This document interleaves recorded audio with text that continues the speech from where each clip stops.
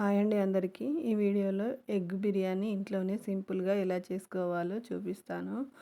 బిర్యానీ కోసం అయితే నేను ఎగ్స్ ఉడకబెట్టుకొని పొట్టు తీసుకొని పక్కన పెట్టుకున్నాను. తర్వాత ఒక గిన్నెలో ఆయిల్ పోసుకొని ఆనియన్స్ ఫ్రై చేసుకొని పక్కన పెట్టుకున్నాను. అదే గిన్నెలో కొంచెం సాల్ట్, కారం, ఉప్పు వేసి ఉడికించిన ఎగ్స్ను కూడా ఫ్రై చేసుకున్నాను. బిర్యానీ కోసం బియ్యాన్ని అయితే ముందుగా అరగంట ముందు నానబెట్టుకుంటే రైస్ పొడి పొడిగా వస్తుంది. తర్వాత పక్కనే స్టవ్ పైన ఒక గిన్నెలో వాటర్ పోసుకొని వాటర్లో కొంచెం సాల్ట్, కొంచెం ఆయిల్ వేసుకొని మరిగించుకోవాలి. తర్వాత ఎగ్స్ ఫ్రై చేసిన గిన్నెలోనే కొంచెం ఆయిల్ వేసుకొని మసాలాలు వేసుకొని పచ్చిమిర్చి పొడుగా కట్ చేసుకొని వేసుకోవాలి.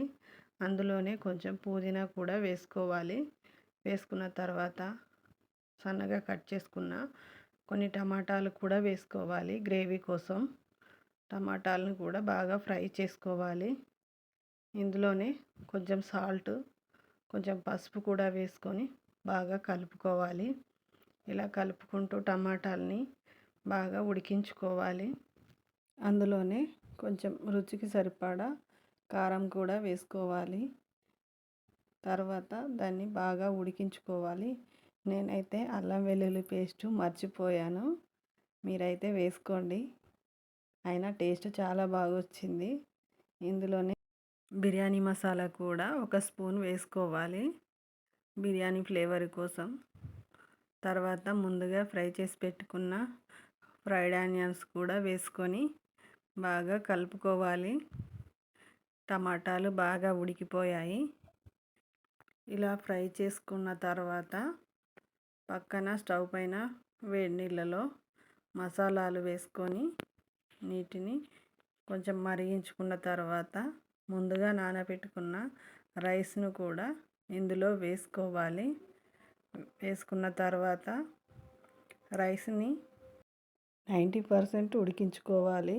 అలా ఉడికితేనే రైస్ బాగా వస్తుంది.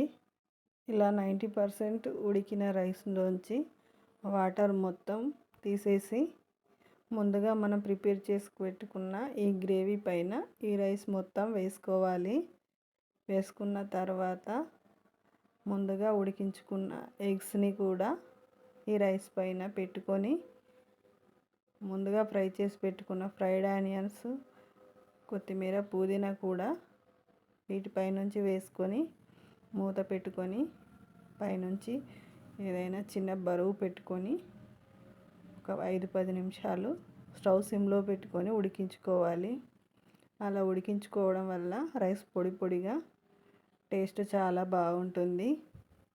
ఒకసారి ట్రై చేయండి.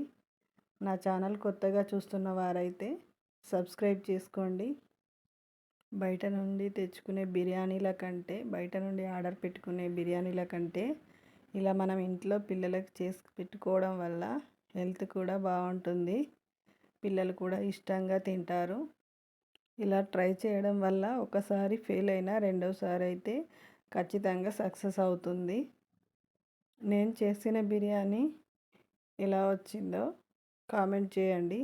కొత్తగా చూస్తున్న వారు సబ్స్క్రైబ్ చేసుకోండి.